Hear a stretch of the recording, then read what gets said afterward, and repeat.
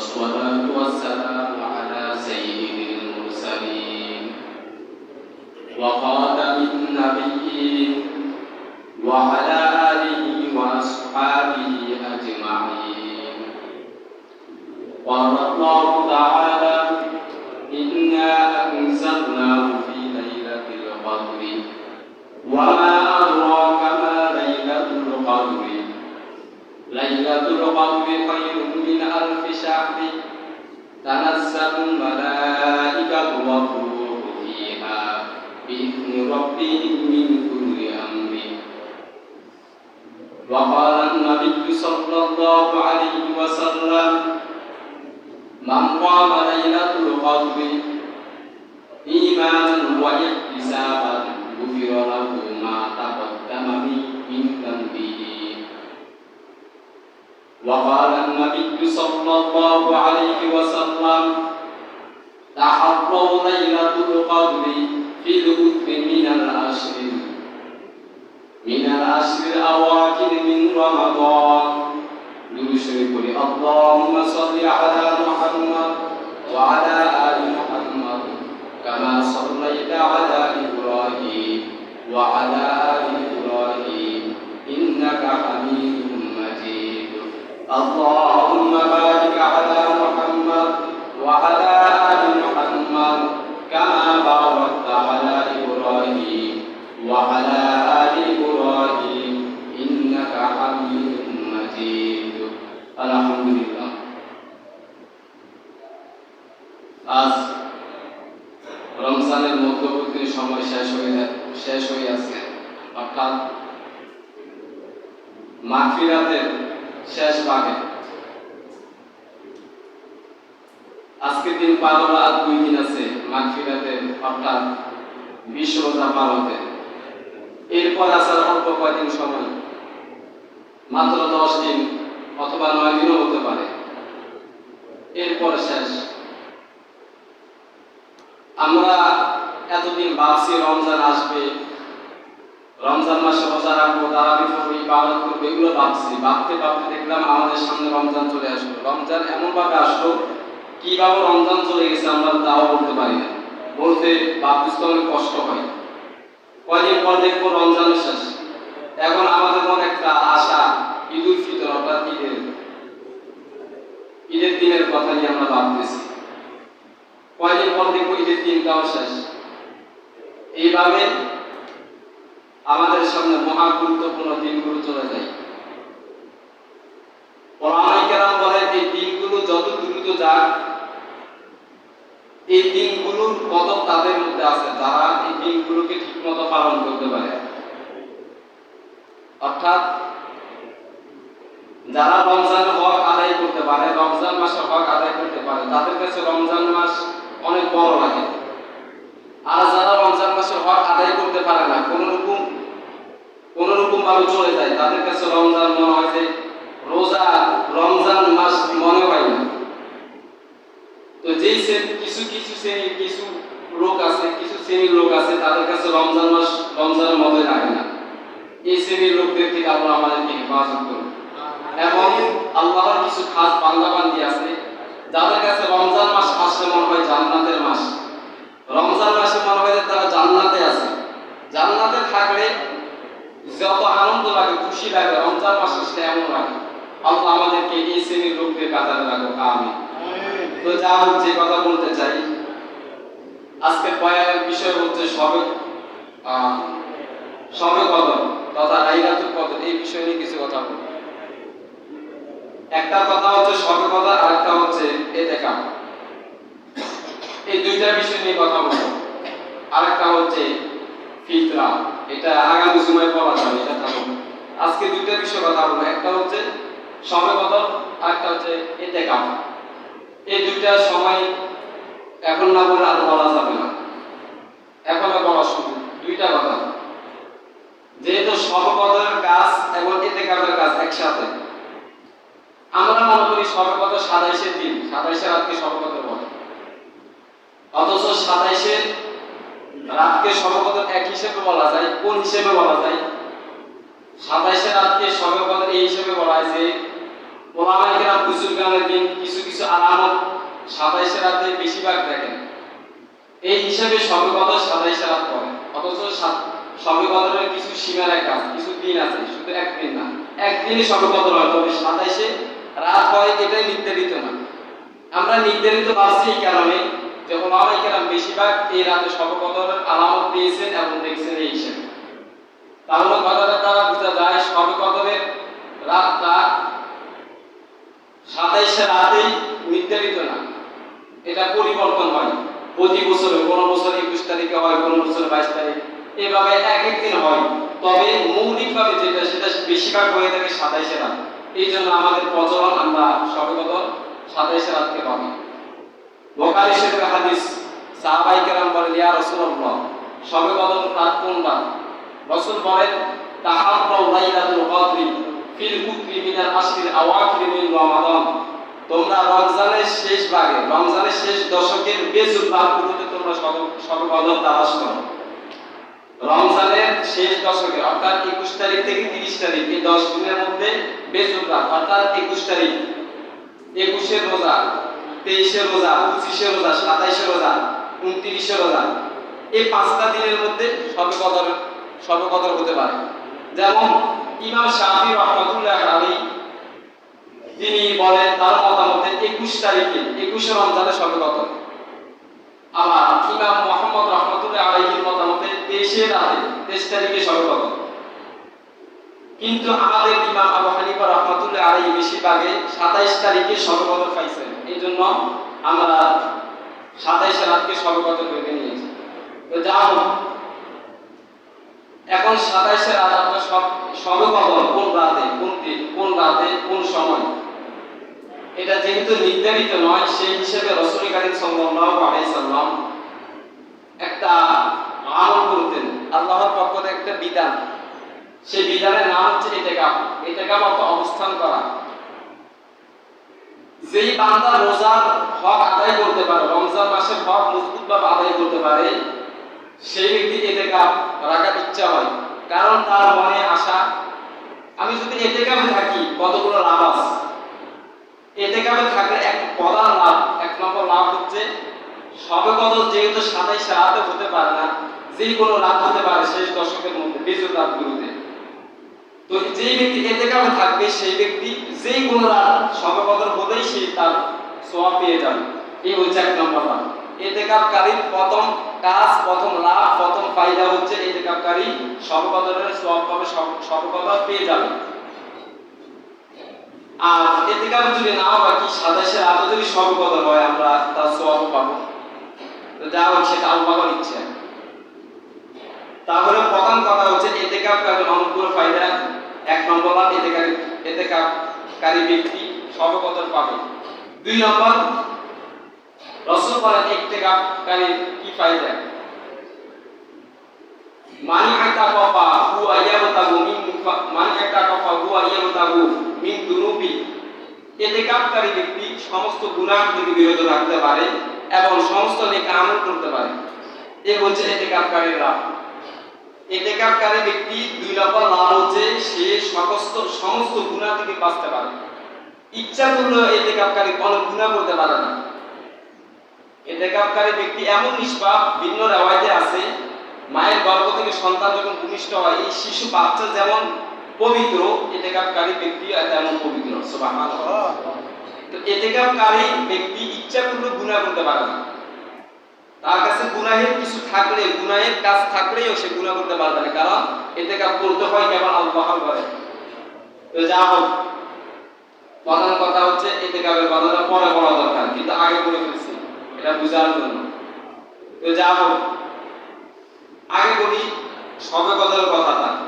ইতিকাফের বাকি কথাটা কিছু বলছি, বাকিটা পরে বলবো। শবে কদর যেহেতু আগের কথা, শবে কদরের কথাটা আগে বলি। কথাটা হচ্ছে আমাদের আগের নবী উম্মতরা, আগের যুগের নবীগণ, নবী রাসূল এবং নবী রাসূল উম্মতরা বেশি বেশি হায়াত পাইছেন, শত শত বছর, 100 বছর, 200 বছর, 250 বছর, 900, 800, এত বছর লম্বা লম্বা হায়াত আল্লাহ তাদেরকে দিয়েছেন। তারা সবল ছিল, মজবুত ছিল। কেমন মজবুত ছিল? হাদিসে এসেছে একজন ব্যক্তি 3 দিন 4 দিন না খেয়ে দেখতে পারবে, শুধু পানি খেলে যথেষ্ট। পানাহার করা রাখবে না, শুধু পান করা আহার করা রাখবে না, অর্থাৎ খাওয়া রাখবে না, শুধু 2-3 বোতল পানি খাইবে আর 3-4 দিন রোজা রাখতে পারবে, একসাথে উপবাস থাকতে পারবে, এমন শক্তি আল্লাহ তাদেরকে দিছিল। তো সেই তুলনায় আমরা অনেক দুর্বল, যার কারণে আমাদের হায়াতও কম। আমরা দুর্বল হিসেবে আমাদের হায়াত কম, তারা সবল হিসেবে তাদের হায়াত বেশি ছিল। তারা হায়াত বেশি পাইয়া বেশি বেশি ইবাদত করছে, শত শত বছর তারা বেঁচে থেকে শত শত বছর আল্লাহর ইবাদত করে আল্লাহর প্রিয় ব্যক্তি হয়ে গেছে। কিন্তু আমরা এমন অবস্থায় পড়লাম, এমন চোখে পড়ছি, আমাদের হায়াত কম, শরীরও দুর্বল, আমরা বেশি আমল করতে পারি না। এই বয়ান বা এই কথাগুলো একদিন রাসূল কারীম সাল্লাল্লাহু আলাইহি ওয়াসাল্লাম সাহাবায়ে কেরামের সামনে বয়ান করতেছেন, সাহাবায়ে কেরামদেরকে নিয়ে কথাগুলো বলতেছেন। রাসূল আরো এমনও বলেছেন যে হযরত আইয়ুব আলাইহিস সালাম, হযরত জাকারিয়া আলাইহিস সালাম, হযরত ইউসা, হযরত হিজকিল আলাইহিস সালাম, এই নবীরা 80 বছর একাধিক 80 বছর ইবাদত করেছে একাধিক। এবং কত সাহাবী, কত উম্মত, অন্যান্য কত উম্মতরা, কত কওমরা শত শত বছর জিহাদে কাটাইছেন, রোজার মাধ্যমে কাটাইছেন, নামাজের মাধ্যমে কাটাইছেন। এই সমস্ত ওয়াজ রাসূল সাহাবায়ে কেরামদেরকে শুনাই দিয়েছেন। একদিন ওয়াজগুলো শুনে, কথাগুলো শুনে সাহাবায়ে কেরাম একবার অস্থির হয়ে গেছে যে রাসূল কি বয়ান শুনাই দিয়েছে, যে পূর্ব যুগের উম্মতরা বেশি হায়াত পাইছে, তাহলে তো তারা আমাদের চেয়ে বেশি প্রিয় হইতেছে আল্লাহর কাছে, তাহলে তো তারা বেশি আমল করে ফেলছে, আর আমরা কম করতে পারছি, আমরা বেশি আমল করতে পারি না, আমাদের হায়াত কম। কথাগুলো ভেবে সাহাবায়ে কেরাম হতাশ হয়ে গেল, মন খারাপ হয়ে গেল, মুখ কালো হয়ে গেল, মাথা নিচু হয়ে গেছে। রাসূল বুঝতে পেরে বলেন, হে সাহাবায়ে কেরাম, তোমরা মাথা নিচু করো না, মন ছোট করো না। যে পূর্বের যুগের উম্মতরা বেশি হায়াত পাইয়া বেশি ইবাদত করে আগে জান্নাতে চলে যাবে, আল্লাহর কাছে বেশি প্রিয় হবে, বিষয়টা এমন না। কেননা আল্লাহ তার আমার উম্মতকে একটা নিয়ামত দিয়েছেন, যে নিয়ামত অন্য উম্মতকে দেয় না, আর সেই নিয়ামতটা হচ্ছে শবে কদর। সুবহানাল্লাহ। শবে কদর যে আমাদের জন্য নিয়ামত, কথাটা আমরা বুঝবো ওই সময়। আগে শবে কদরের ফজিলতটা শুনি। শবে কদর কাকে বলে? শবে কদর বলা হয় ওয়ামা আদওয়া কামা লাইলাতুল কদরি, লাইলাতুল কদরি খায়রুম মিনাল আলফি শাহরি। শবে কদর কাকে বলে? শবে কদরের ফজিলত কি? শবে কদরের লাভ কি? শবে কদরের লাভ হচ্ছে লাইলাতুল কদরি খায়রুম মিন আলফি শাহরি, শবে কদর 1000 মাসের চেয়ে উত্তম। সুবহানাল্লাহ, সুবহানাল্লাহ। ফুকাহি কেরাম, মুফতিয়ানি কেরাম একটা হিসাব করেছেন, 1000 বছরের মধ্যে 84,000 একটা হাজারের মধ্যে 84 মাস, 84 মাস 4 মাস, 84 মাস হয়, এরকম একটা হিসাব। 84 বছর 4 মাস, হ্যাঁ ঠিক আছে, 84 বছর 4 মাস হয় 1000 বছরের মধ্যে। 1000 বছরের মধ্যে 84,000 4 মাস হয়। তো একজন ব্যক্তি যদি একটা শবে কদর পেয়ে যায়, আর শবে কদর যদি আল্লাহর কাছে কবুল হয়, শবে কদর আমল আল্লাহর কাছে যদি কবুল হয়, তাহলে মুফতিয়ানের হিসাব অনুযায়ী যে 84,000 4 মাস, 84,000 বছর 4 মাস শবে কদর সওয়াব পাবে। এই হচ্ছে একটা ফজিলত। সুবহানাল্লাহ। এখন কথা হচ্ছে, এই যে একটা ফজিলত, শবে কদরের একটা শবে কদর পাইলে এত বছর শবে কদর সওয়াব পাবে। এখন কারা পাবে? নাকি সবাই পাবে? না, সবাই পাবে না। কারা পাবে? রাসূল তাও বলেন, মান কামা লাইলাতুল কদরি ঈমানান ওয়া ইহতিসাবান গুফিরা লাহু মা তাকদ্দামা মিন যামবিহি। যেই ব্যক্তি আল্লাহর সন্তুষ্টির জন্য শবে কদরের আমল করল, সেই ব্যক্তি, যে ব্যক্তি আল্লাহর সন্তুষ্টির জন্য শবে কদর আমল করল, সেই ব্যক্তি কেবল এই শবে কদর সওয়াব পাবে। যদিও এই হাদিসের অর্থ একটা ব্যাখ্যা, অর্থ এটা নয়। এই হাদিসের একটা ব্যাখ্যা হচ্ছে এটা, কোন ব্যক্তি যদি ইখলাস দিয়ে, অর্থাৎ আল্লাহর সন্তুষ্টির জন্য, মানুষকে না দেখাইয়া আল্লাহকে দেখানোর জন্য যদি শবে কদরে আমল করে, এই আমলের বরকত আল্লাহ তাআলা তাকে সওয়াব করে দিবে। আর অযথা যদি শবে কদরে আল্লাহকে না দেখাইয়া মানুষকে দেখানোর জন্য আমি ইবাদত করি, মানুষকে দেখানোর জন্য রাতে নামাজ পড়ি, মানুষকে দেখানোর জন্য আমি মসজিদে আসি, তাহলে আমার সওয়াব তো হবে না, হবে আমার গুনাহ হবে। হাদিসে যে শবে কদরের যে ফজিলত আছে, সওয়াবের কথা আছে, সওয়াব আমি পাবো না। তো যা হোক, আল্লাহ তাআলা আমাদেরকে মন থেকে ইখলাস থেকে খাস মন দিয়ে শবে কদরে আমল করার তৌফিক দান করুন। আমিন। এবার শুনি শবে কদরের আমল কি। শবে কদর কতগুলো আমল আছে, তার মধ্যে প্রধান শবে কদরের আমল হচ্ছে ইতিকাফ করা, অর্থাৎ শবে কদর পাওয়ার জন্য ইতিকাফ করা, এই হচ্ছে একটা আমল। 2 নম্বর আমল হচ্ছে শবে কদরের আমল হচ্ছে, যেমন হযরত আয়েশা রাদিয়াল্লাহু আনহা একদিন রাসূলকে বলেন, ইয়া রাসূলুল্লাহ, আমি যদি বুঝতে পারি যে এই রাতে শবে কদর, তাহলে আমি শবে কদর রাতে কি করব? রাসূল বলেন, কুলু আল্লাহুম্মা ইন্নাকা আফুউন তুহিব্বুল আফওয়া ফাআফু আন্নী। হে আয়েশা, তুমি বলবে শবে কদর রাতে এই দোয়া করবে, আল্লাহুম্মা ইন্নাকা আফুউন তুহিব্বুল আফওয়া ফাআফু আন্নী, তুমি এই দোয়া করবে আল্লাহর কাছে। দোয়াটির অর্থ হচ্ছে, হে আল্লাহ, আপনি বড় ক্ষমাশীল এবং আপনি ক্ষমা করতে ভালোবাসেন, অতএব আমাকে ক্ষমা করেন। দোয়াটির অর্থ হচ্ছে। তাহলে 2 নম্বর আমল হচ্ছে শবে কদর রাতে আল্লাহর কাছে দোয়া করা। 1 নম্বর ইতিকাফের বিষয়টা আলাদা রাখলাম। 1 নম্বর তাহলে ধরা যায় নফল নামাজ পড়া। শবে কদর রাতের 1 নম্বর আমল। যদি আমরা তারাবি পড়ি, তারাবি পড়লেও এটা তো এশার পরে পড়ে নিই। শবে কদর রাতে যে পুরো বাকি সময় আছে, আমরা সময়টা পারলে আমরা নফল নামাজ পড়ব। নফল নামাজ আলাদা নিজে নিজে মন থেকে খাস করে নফল নামাজগুলো আমরা বেশি করে পড়ব, 1 নম্বর আমল। আর নফল নামাজের কিন্তু আমাদেরকে মনে রাখতে হবে, নফল নামাজ যত দীর্ঘ হবে তত ভালো হবে। আমরা অনেক সময় নফল নামাজ ছোট ছোট সূরা দিয়ে দ্রুত করে ফেলি। ছোট ছোট সূরা দিয়ে দ্রুত পড়লেও হবে, তবে নফল নামাজ যেহেতু আল্লাহর সঙ্গে বান্দার সম্পর্ক হওয়ার নামাজ, সেই হিসেবে নফল নামাজ রাত্রে আমরা যে নফল নামাজ পড়বো, অথবা নামাজের পর সুন্নতের পর যে নফল নামাজ পড়বি, নামাজটা দীর্ঘভাবে পড়বো, অর্থাৎ বড় বড় সূরা নিয়ে বড় বড় বেশি বেশি তাসবিহ দিয়ে আমরা নামাজটা পড়বো। সব নফল নামাজ, তাহাজ্জুদ নামাজ, এগুলো যত লম্বা হবে তত ভালো লাগে, তত মজা লাগে, দ্রুত পড়াচ্ছে। আর অন্যান্য নামাজ, এখানে একটা মাসালা আমাদেরকে মনে রাখতে হবে, নামাজ অল্প সময় পড়া যায়, বেশি সময় পড়া যায়। নামাজ 2 ভাগে পড়া যায়। নামাজের সময় ক্ষেত্রে, নামাজের সময় হিসেবে 2 ভাগে নামাজ পড়া যায়। যেমন অল্প সময় নামাজ পড়লে হয়, বেশি সময় নামাজ পড়লে হয়। যেমন একজন ব্যক্তি 4 মিনিটে 2 রাকাত নামাজ পড়তে পারবে, 4 মিনিটে 2 রাকাত নামাজ পড়তে পারবে, অথবা 4 মিনিটে 10 মিনিটে 2 রাকাত নামাজ পড়তে পারে। অল্প সময় নামাজ পড়া, যেমন 4 মিনিটে 2 রাকাত নামাজ পড়তে পারে। আর বেশি সময়ে 4 রাকাত নামাজ, বেশি সময়ে 2 রাকাত নামাজ, যেমন 10 মিনিটে 2 রাকাত পড়তে পারে। কিভাবে পড়তে পারেন? বিষয়টা হচ্ছে এইভাবে, যেই ব্যক্তি 2 রাকাত নামাজ 4 মিনিটে পড়লো, অথবা 2 রাকাত নামাজ 2 মিনিটেই পড়লো, সেই ব্যক্তির নামাজ হয়তো এইভাবে হবে যে ছোট ছোট সূরা দিয়ে রুকু এবং সিজদার তাসবিহগুলো ছোট 3 তাসবিহ দিয়ে, কেউ যদি 3 তাসবিহ দিয়ে রুকু করে, তাসবিহ পড়ে এবং ছোট ছোট সূরা দিয়ে নামাজ পড়ে, তার নামাজ হবে।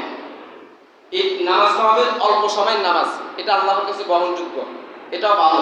আরেকটা নামাজ হচ্ছে লম্বা সময়ে নামাজ পড়া, সময় থাকলে, যেমন বড় বড় সূরা দিয়ে রুকুতে তাসবিহ পড়বে 7টা, 10টা, 15টা। আমরা সাধারণত তাসবিহ করি 3টা।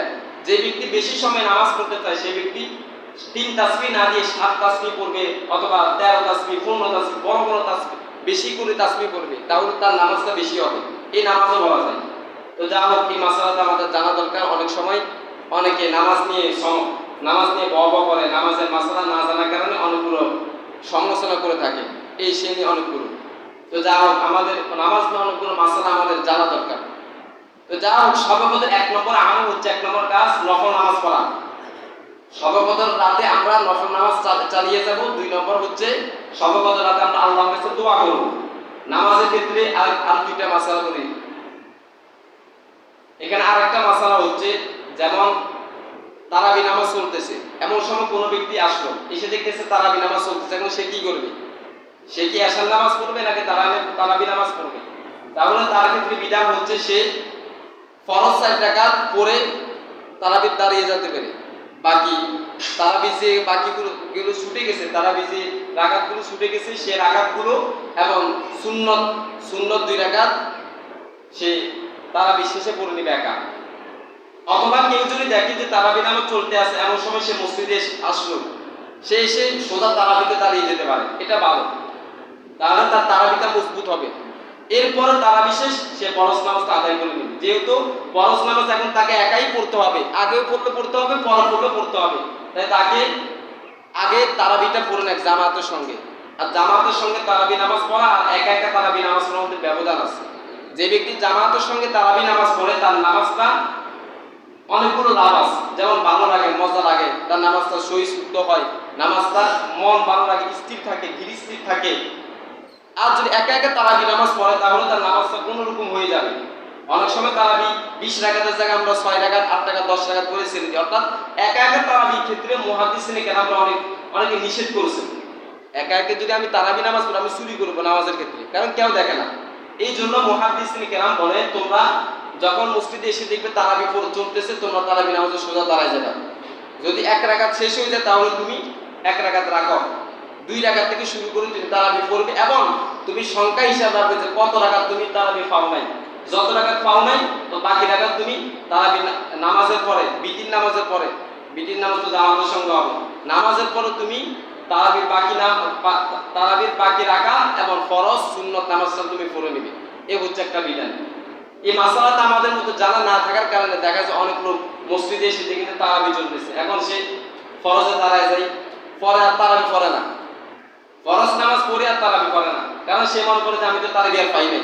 অথবা তারাবি নামাজ চলতেছে, সে এসে তারাবি দাঁড়ায় গেছে, কিন্তু ফরজ নামাজে বাকি ছিল তার খবর নাই, পরে আর ফরজ নামাজ পড়ে না। এইভাবে মাসআলা না জানার কারণে আমাদের অনেক আমল থেকে আমরা পিছপা হয়ে যাই।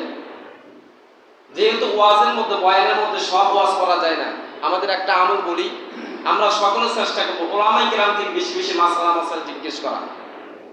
হুজুররা যেহেতু ওয়াজের মধ্যে আপনাকে বেশি কথা শুনাইতে পারবে না, আপনি গোপনে আলাদাভাবে হুজুর থেকে কত মাসালা আছে, নামাজের মাসালা, কুফির মাসালা, দাড়ির মাসালা, রোজার মাসালা, সেহরির মাসালা, ইফতারি মাসালা, তারপরে শবে কদরের মাসালা, তারপরে ঈদুল ফিতর, ঈদের মাসালা, তারপরে সদকার মাসালা, ফিতরার মাসালা, কত মাসালা মাসাইল আমাদের আছে।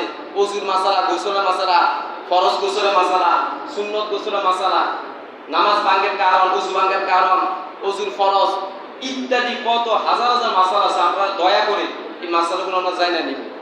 যেহেতু আমরা অধিকাংশ লোক, আমরা যারা উলামায়ে কেরামদের কাজ হচ্ছে বেশি বেশি কিতাব তাকরা করা, কিতাব দেখা। যেই কিতাবগুলো একজন আলেম মাদ্রাসায় পড়ছে, একজন বিজ্ঞ আলেম, একজন যে ব্যক্তি খাঁটি আলেম, সেই ব্যক্তির কাজ হচ্ছে মাদ্রাসায় পড়া শেষ করে চাকরি অবস্থায় তার কিতাবগুলো বেশি বেশি পড়া, যে কিতাবগুলো সে ছাত্র বয়সে মাদ্রাসায় পড়ছে। আর যে আলেম কিতাব দেখে না, পড়ে না, মাদ্রাসায় পড়া শেষ করে আর পড়ে না, এই আলেমটা একবারে ড্যাম হয়ে যায়, একবারে ডক্টর আলেম হয়ে যায়, তার অনেক কিছু ভুলে যায়। এই জন্য মুহাদ্দিসিনে কেরামরা বিশেষ করে মাদ্রাসা থেকে বিদায় হওয়ার সময় হুজুররা, উস্তাদরা বেশি নসিহত করেন যে বাবা তোমরা মাদ্রাসাতে এতদিন নিয়মিত কিতাব পড়ছো, যে চাকরি অবস্থায় দয়া করে তোমরা কিতাবগুলো বেশি বেশি করে পড়বা, তাহলে তুমি আরো ভালো আলেম হবা। তো যাও, এটা হচ্ছে উলামায়ে কেরামদের নীতি নিয়ে কথা। আর আমাদের সাধারণ মানুষ আমরা যারা আছি, যারা আমরা আলেম না, তাদের জন্য একটা আমল, একটা কাজ, সেটা হচ্ছে আমরা বেশি বেশি উলামায়ে কেরামদের থেকে মাসালা মাসাইল জেনে নিব, জিজ্ঞেস করবো, জানবো। আমাদের মধ্যে মাসালা মাসাইল একদিকে তো আমরা মাদ্রাসায় পড়ি নাই, সেই হিসাবে আমার অনেক কিছু জানা নাই। আমার যেহেতু জানা নাই, আমি তখন আর মাদ্রাসায় ভর্তি হইতে পারবো না, অথবা কোনো বইয়ে পড়তে পারবো না, বই পড়লে তো আমি বুঝবো না। এখন আমার কোনো দরজা, একটা দরজা, সেই দরজা হচ্ছে উলামায়ে কেরামদের সঙ্গে আমি বেশি মিশে উলামায়ে কেরামদের থেকে আমি মাসালা মাসাইল জেনে নেব। 2 নম্বর কথা হচ্ছে উলামায়ে কেরামের ক্ষেত্রে আমাকে মনে রাখতে হবে উলামায়ে কেরাম কয়েক প্রকার আছে। তার মধ্যে যে আলেমের ইলম আমল মজবুত, সে আলেমের কাছে আমরা এগুলো জিজ্ঞেস করি। কেননা মাসালা মাসাইল ফতুয়া এগুলো গভীর বিষয়, এগুলো যে কেউ দিতে পারে না। এমনকি এমন মাসালা আছে বড় বড় মুফতিরাও দিতে কষ্ট হয়। তো আমরা এই ক্ষেত্রে হুজুরের সঙ্গী হওয়ার ক্ষেত্রে, একজন হুজুর থেকে মাসালা মাসাইল জিজ্ঞেস করার ক্ষেত্রে, একজন হুজুরকে বন্ধু বানানোর ক্ষেত্রে আমরা এটা নিয়ে সতর্ক থাকবো। আরেকটা কথা হচ্ছে মোবাইল ওয়াজ শোনা, মোবাইলে টেলিভিশন আমরা যে ওয়াজ শুনি, এই ওয়াজের ক্ষেত্রে একই অবস্থা। যে আলেমের ওয়াজ আমি শুনবো, আমরা তো সাধারণত মোবাইলের দিকে একটা ওয়াজ চলে বা ওয়াজ চলে, আমরা সেটা শুনি, ঠিক আছে, এটাও ভালো। যে কোনো আলেমের ওয়াজ শুনি আমরা, এটা আমাদের একটা সাধারণ অভ্যাস। কিন্তু আমাকে মনে রাখতে হবে যে কেউ আলেম ওয়াজ শোনার ক্ষেত্রে হুজুরকে, আলেমকে আমি আগে দেখতে হবে, চিনতে হবে, বুঝতে হবে ইনি প্রকৃতি হক্কানি আলেম কিনা। হক্কানি আলেম দেখে আমি মোবাইলে ওয়াজ শুনবো, এবং হক্কানি আলেম দেখে আমি হুজুরকে কি করবো, মোহাব্বত করবো। হক্কানি ভালো আলেম দেখে আমি তার সঙ্গে মাসালা জিজ্ঞেস করবো। হক্কানি আলেম দেখে আমাদের মসজিদে আমরা হুজুর রাখবো। এখন তো দেখা যায় এক হুজুর চলে গেছে, এখন হুজুর দরকার, সভাপতি সেক্রেটারি সিগনেচার করেছে, এই লোকটাকে যদি মসজিদে অল্প বেতনে রাখা যায়, এই হিসাবে একটা লোক আলেম না, কোন রকম একটা মানুষ, একটা পাঞ্জাবি টুপি পরে আছে, কোন রকম চাকরি করে থাকে, অথবা কোন রকম মাদ্রাসায় পড়ছে, এই শ্রেণীর লোকদেরকে আমরা মসজিদে ঢুকে ফেলাই, মাদ্রাসায় ঢুকে ফেলাই।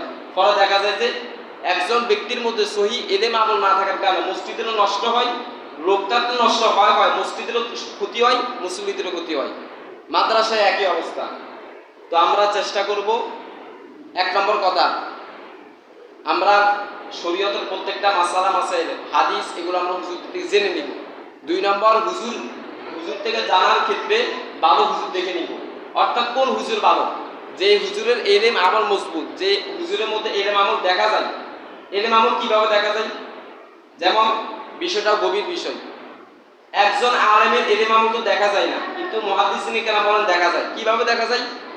একজন আলেমের পাঞ্জাবি, পায়জামা, টুপি, চেহারা, দাড়ি, এদিকে দেখলে যদি আপনার মধ্যে একটা নূরের একটা ভাব দেখেন, যে একজন আলেমকে দেখলে যদি একটা আপনার মধ্যে একটা মহব্বত সৃষ্টি হয়, একটা নূর দেখেন, একটা ভালোর একটা প্রভাব দেখেন, একটা এলেম আমল দেখেন, একটা খাস দেখেন, আল্লাহর কথা স্মরণ হয়, রসুলের কথা স্মরণ হয়, বুঝবেন এই ব্যক্তির প্রকৃতি আলেম।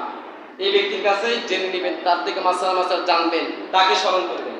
আর যে ব্যক্তি টুপি, দাড়ি সবকিছু আছে, মানে আলেম কোন রকম, তাকে দেখলে আলেমের মতো লাগে না, দাড়িকে দাড়ির মতো লাগে না, কোন রকম দাড়ি, টুপিকে টুপির মতো লাগে না, পাঞ্জাবিকে পাঞ্জাবির মতো লাগে না, পোশাককে পোশাকের মতো লাগে না, কথাকে কথার মতো লাগে না, কোন রকম, বুঝবেন এই ব্যক্তি প্রকৃতি আলেম না। এই ব্যক্তি কোন রকম আলেম, কোন রকম চাকরি বাকরি করে চলতেছে, কোন রকম কিছু শিক্ষা অর্জন করে চলতেছে।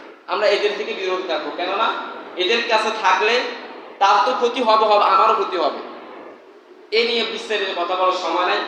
তো যা হোক, দুইটা কথা বলছি। একটা কথা আমাদের জন্য একটা নসিহত, একটা সবক, আমরা আজ থেকে ওলামাই কেরাম ভালো বিজ্ঞ সহি ওলামাই কেরামদের থেকে মাসালা জেনে নিব। যেহেতু আমরা মাদ্রাসায় পড়ি না, অনেকে অল্প পড়ছি, এই মাসালা জানলে আমার ইমান আমল মজবুত হবে। মাসালা কোরআন হাদিসের এই ফতুয়া এগুলো জানলে, ওলামাই কেরামদের সঙ্গে মহব্বত রাখলে, তাদের কাছে আসলে বসলে আমার মাদ্রাসা পড়ার মতো আমি সোয়াবও পাবো। সুবহানাল্লাহ। আমি মাদ্রাসায় পড়তে পারি নাই, এখন আমার সময় নাই, এখন আমি যদি ওলামাই কেরামের সঙ্গে তাদের হাতে হাত রাখি, তাদের সঙ্গে থাকি, তাহলে মাদ্রাসা পড়ার সোয়াবও পাবো, মাদ্রাসা পড়ার শিক্ষাও আমি পাবো। এই জন্য আমরা চেষ্টা করব, আমরা যারা কোরআন হাদিসের এলেম কম জানি, মাসাল আমাদের নাই, বা কোরআন অনেকে পড়তে পারি না, যেমন গত জুমায় মনে বলছিলাম যে আমরা যারা কোরআন পড়তে পারি না, কায়দা আমপারা কোরআন বা কোরআন নাও পারি, কিছু সূরাগুলো, কমপক্ষে সূরাগুলো আমরা শুদ্ধ করে নিব। বলছিলাম কই কেউ তো পড়ে না, দুই একজন পড়ছিল বা দুই একদিন। আমরা চেষ্টা করবো এই আমলটা করার জন্য। রমজানের শেষ সময় অল্প কিছু দিন আছে, রমজানের আরেকটা আমল হচ্ছে কোরআন তেলাওয়াত করা। রমজানের গুরুত্বপূর্ণ একটা আমল কোরআন তেলাওয়াত করা, যেহেতু কোরআন এই মাসে নাজিল হয়েছে, এই জন্য আমরা চেষ্টা করব অল্প কয়দিন সময় আছে, অল্প কয়দিন সময় আমরা সূরাগুলো, নামাজের সূরাগুলো, ছোট ছোট সূরাগুলো একজন হুজুর থেকে আমরা শুনে শুদ্ধ করে নিব। আমরা তো কম বেশি সকলে পারি, তবে শুদ্ধ করে নিব। আপনাকে শিখতে বলি নাই, সবাই তো পারে, তবে শুদ্ধ করতে হবে। শুদ্ধ যদি না হয় তাহলে নামাজ দুর্বল হবে। তো আমরা চেষ্টা করব মাসাল হুজুরদের থেকে জেনে নিব, হুজুরদের সঙ্গে মহব্বত রাখবো, এবং মসজিদে আমরা নিয়মিতভাবে আসবো, মসজিদে আসবো, নামাজ আমরা তলব করবো না। যেহেতু সবে কদরে এক নম্বর আমল হচ্ছে নামাজ পড়া, সেই জন্য আমরা মসজিদে আসবো, নামাজের প্রতি খেয়াল রাখবো। আরেকটা কথা হচ্ছে, মোটামুটি আমরা রমজান মাস আসলে সবাই মসজিদে আসি, কিন্তু দুঃখজনক ব্যাপার হলো ঈদের দিন থেকে আমরা আর মসজিদে আসি না। মানে রমজান শেষ, আমাদের নামাজ শেষ। আমরা এই দিকে গুরুত্ব রাখবো। রমজান মাসে আমরা যেমনিভাবে নামাজ পড়ি, রমজানের পর আমরা নামাজ চালু রাখবো, নামাজ আমরা কাজা করবো না, যেখানেই থাকি আমরা নামাজটা আদায় করে নিব এবং নামাজের মাসাইল জেনে নিব। তো যা হোক ভাই, আমার বয়ানের কথা হচ্ছে শবে কদর নিয়ে। শবে কদরের কিছু কথা বলছি, সংক্ষিপ্ত বলে দিছি। শবে কদর 27-এ যে হবে এমন না, 27-এ হতে পারে, যে কোনো রাত শেষ দশকে 21 তারিখ থেকে বেজুর রাতগুলোতে শবে কদর হতে পারে। এখন আমি যদি এতেকাবে থাকি, তাহলে আমি শবে কদরের রাতগুলো পাবো। আর শবে কদরে যদি আমি থাকি, তাহলে সমস্ত গুনাহ থেকে বিরত থাকবো এবং সমস্ত নেক আমল আমি করতে পারবো। এই জন্য আমরা এখানে আরেকটা বিষয় হচ্ছে ইতিকাফের। ইতিকাফের বিষয়টা গুরুত্বপূর্ণ, যেহেতু আমরা এখন থেকে, যেহেতু আজকে শেষ সময় চলে আসলে 21 তারিখ থেকে, অর্থাৎ 20 তারিখ শেষ, 20 তারিখের আমরা ইফতার আসরের পর থেকে ইতিকাফে প্রবেশ করতে হবে।